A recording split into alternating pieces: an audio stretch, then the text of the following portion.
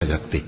اور اللہ ایک اور مثال بیان فرماتا ہے کہ دو آدمی ہیں، ایک ان میں سے گونگا اور کسی کا غلام ہے بے اختیار و ناتواں کہ کسی چیز پر قدرت نہیں رکھتا اور اپنے مالک کو دوبھر ہو رہا ہے، وہ جہاں اسے بھیجتا ہے کبھی اچھی خبر نہیں لاتا۔ کیا ایسا گونگا بہرا اور وہ شخص جو سنتا بولتا اور لوگوں کو انصاف کرنے کا حکم دیتا ہے اور خود سیدھے رستے پر چل رہا ہے، دونوں برابر ہو سکتے ہیں؟ اور آسمانوں اور زمین کا بھید اللہ ہی کے پاس ہے، اور اللہ کے نزدیک قیامت کا آنا یوں ہے جیسے آنکھ کا جھپکنا، بلکہ اس سے بھی جلتر۔ کچھ شک نہیں کہ اللہ ہر چیز پر قادر ہے۔